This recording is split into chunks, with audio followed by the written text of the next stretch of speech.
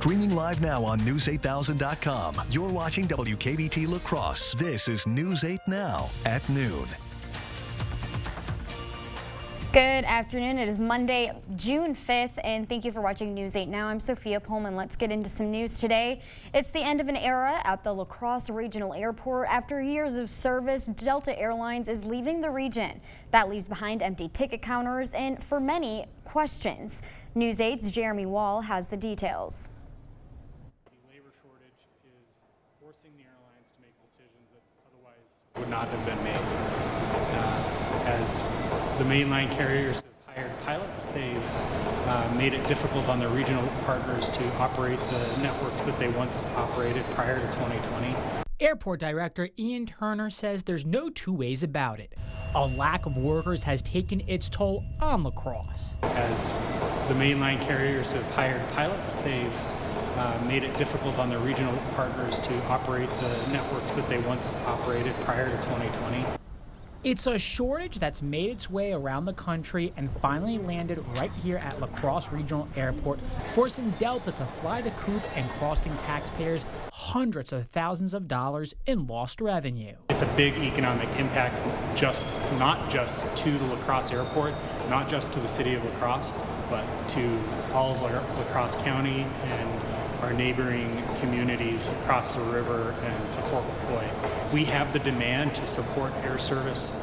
The airline industry is just in a strange place where they can't fly everywhere they want to right now, and they're having to make tough decisions. But the ones who feel it first are the passengers. I'll probably have to drive up to Rochester or Minneapolis, which I guess will be all right, but that'll be long at the end of a trip, coming home and having to drive another 2-3 hours instead of like 20 minutes.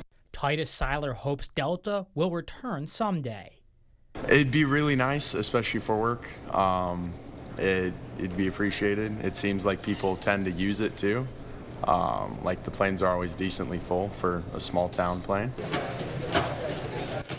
Sue Gordon hopes American Airlines will pick up the slack. It's not my favorite, but it might have to be. I would rather do that than to drive to Minneapolis. Turner is optimistic the airline will come back. Just because Delta's leaving here in June of 2023 does not mean that it's gone forever. I do see a point in the future where they will come back to this market. Turner says he's been meeting with a number of other airlines, hoping to convince them to add La Crosse to their roster. Well, the air quality alert that we had here this morning has now been issued once again, and they are now extending this until midnight tonight for pretty much all of the Coulee region. It does exclude, however, our eastern, northeastern Iowa counties there, but as you can see, most locations are still highlighted. So just keep your eyes on that here if you're going to head out tonight, or head out today through tonight, I should say, because those of us that are dealing with some breathing issues, children or adults, people who are active outdoors, should reduce those prolonged or heavy outdoor activities. And that's all thanks to the hazy and smoky conditions that we're dealing with outside from the Canadian wildfires, spreading in all that polluted air to our location here. Current temperatures are into the mid to upper 70s, 77 in La Crosse, 78 though in Eau Claire. And you can see that we do have some passing clouds moving in from the north. A few light showers were observed towards the north here early this morning. They have since dissipated in the Chippewa Valley area.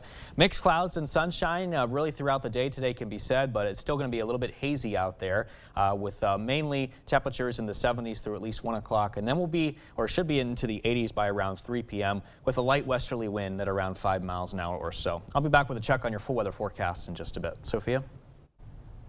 No one is injured after a camper caught fire on Interstate 90 near West Salem. The West Salem Fire Department told News 8 that the fire started near the 10-mile marker on Interstate 90 westbound.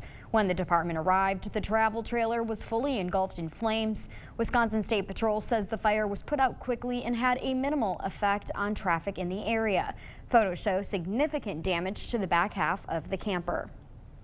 A Sparta man and his 12-year-old passenger are injured after a motorcycle deer crash in Vernon County. According to a report, Russell McElroy and his daughter were riding his motorcycle when a deer jumped into the road. McElroy braked but wasn't able to stop in time and hit the deer. McElroy was wearing riding gear, no helmet, while his passenger was wearing a helmet and riding gear.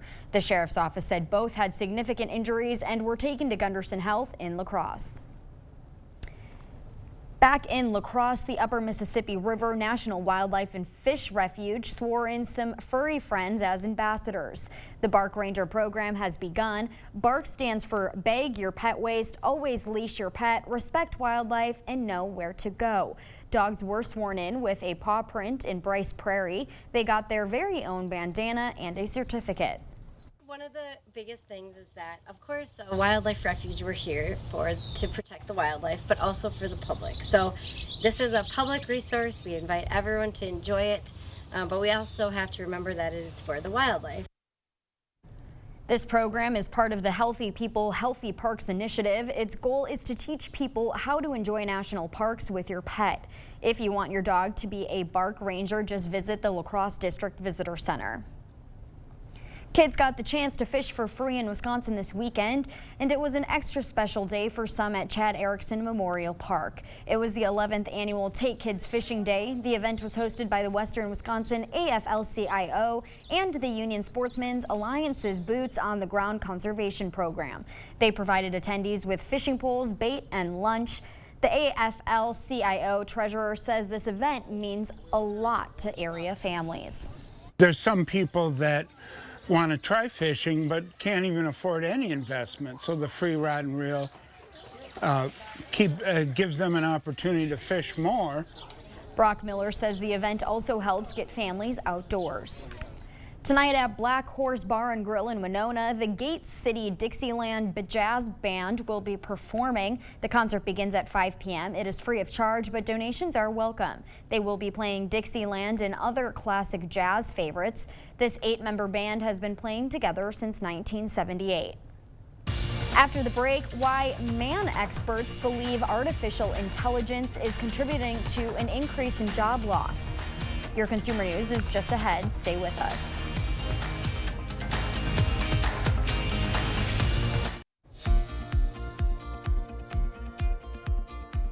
U.S. stocks closed out the week with huge gains Friday following congressional passage of the bill to suspend the U.S. debt ceiling. The Dow surged 701 points. The Nasdaq jumped 139 points. CBS News' Matt Piper has the latest business news headlines from New York.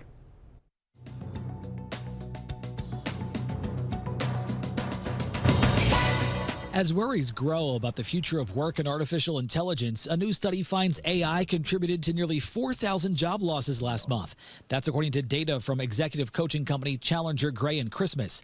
Ever since OpenAI launched ChatGPT last fall, companies have wasted no time implementing AI for administration and clerical tasks. This comes as hundreds of experts last week signed a letter saying artificial intelligence poses a risk of extinction to humanity on the scale of nuclear war and pandemics. Now to the movies. Spider-Man Across the Spider-Verse pulled in an impressive $120 million in its opening weekend domestically. That's the best start ever for a Sony animation picture. The second animated feature film following the adventures of Miles Morales and the Spider Suit also earned more than $208 million at the global box office. And today, the U.S. Mint is expected to ship out its latest coin in the American Women Quarters series. It features former First Lady Eleanor Roosevelt and her legacy not only in the White House with her husband, President Franklin Delano Roosevelt, but also her role as the first chairperson of the then United Nations Commission on Human Rights. That was later replaced by the UN Human Rights Council. That's your CBS News Money Watch report. For more, log on to cbsmoneywatch.com. At the CBS Broadcast Center, I'm Matt Piper. That's it for your afternoon consumer news. As we head to break, here's a live look at the New York Stock Exchange. Stay with us. More news is next.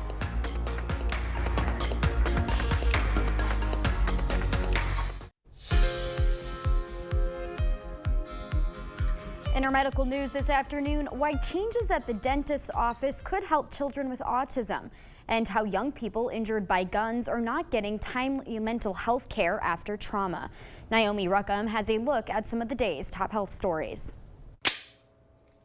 Most children who have been injured by a firearm do not get timely access to mental health care. A new report published in the journal Pediatrics looked at the more than 11,000 young people injured by guns in 2020. Researchers say these children are at nearly double the risk for bipolar disorder, schizophrenia, and suicidal thoughts. However, the report shows more than 60% do not get mental health services within 6 months. Children with drug-resistant epilepsy live longer after surgery for their conditions, according to new research out of Chicago. The report shows that cranial epilepsy surgery reduced the risk of death by more than 80%. Among children with epilepsy, about 20% have a form of the disease that does not respond to medication.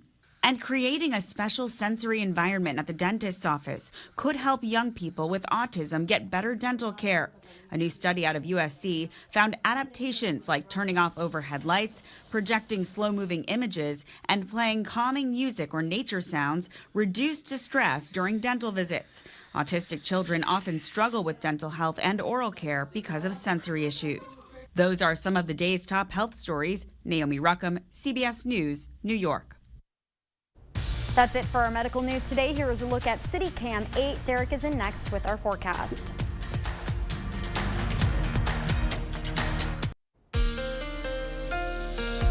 Well, good afternoon, everyone, and welcome back. Air quality alerts continue now across the Cooley region. Earlier, they expired at 8 o'clock, and they went ahead and extended this here until midnight. You probably noticed it's still a little bit hazy and smoky out there, so the ozone pollution near the surface does continue. That is causing the unhealthy conditions for those sensitive groups out there. So if you happen to be under those sensitive group categories, make sure to take it easy outside. Take those frequent breaks if you're going to be out and about outside here today. And you can see the smoke and haze there into the distance from the wildfires from Canada. 77 degrees is our temperature in La Crosse, but the visibility being reduced to 6 miles now thanks to all that smog here that continues to affect our area. 78, mostly cloudy skies in Eau Claire. Visibility also slightly low here for you at 4 miles. Current temperatures across the area mainly into the mid to upper 70s. 77 Black River Falls, 78 Sparta, 77 degrees. A good afternoon to you in Winona. 76 right now in Viroqua. Our forecast highs today, though, however, are expected to continue to rise. We're talking about the mid 80s, though, come this afternoon. So it will be slightly warm outside, especially for this time of the year here, too. 83 degrees, partly cloudy skies is what we can expect at 3. So in the next couple of hours, 86 and mostly sunny by 5, and by 7, I'm expecting 84 degrees with just a few lingering clouds that will continue. Now, earlier this morning and also overnight, we were watching a few light showers to the north near the Chippewa Valley. They since have diminished, and now we're just left over with leftover clouds here that continue across the area in response to this cold front that continues to make its way south across the Cooley region, and we are expecting it to clear the area as we head into this evening. There could be a slight chance of a shower or thunderstorm or two as it continues to pass through, and then by overnight tonight, just lingering cloud cover is still a possibility. As we take you into tomorrow, we are going to be looking at this front moving very slowly. It's not going to be completely stationary, but very slowly still moving south, and we could be looking at a little bit of a convergence zone from this frontal boundary. That could set off some scattered showers, maybe even a couple of rumbles of thunder here to deal with as we head into tomorrow afternoon before dissipating as we head into tomorrow night. And speaking of tomorrow night, it looks like the clouds are once again going to settle in across the area. Now, as far as the next 8 days is concerned, we are expecting temperatures to be much cooler. As you can see, our highs go from the mid 80s to the low 80s, especially starting Wednesday, and that will continue really throughout the rest of this week under a mix of clouds and sunshine. We are expecting our next best chance of rain here after tomorrow to come around Saturday during the first half of the weekend there. So something that we'll keep our eyes on. Not expecting a washout by any means with these rain chances that you see there on the 8th day, but it's kind of like hit and miss here and there type of a thing. But other than that, enjoy the dry conditions as well, and cooler too. I'm loving this heat. I hope it stays year-round, but it's not going to. Yeah, well, it's the seasons. That's what happens. Thanks, Derek. All right. Coming up, although you can catch Miles Morales in Spider-Man Across the Spider-Verse, you may have to wait longer for another web slinger to be back on your screen. We'll be right back after the break.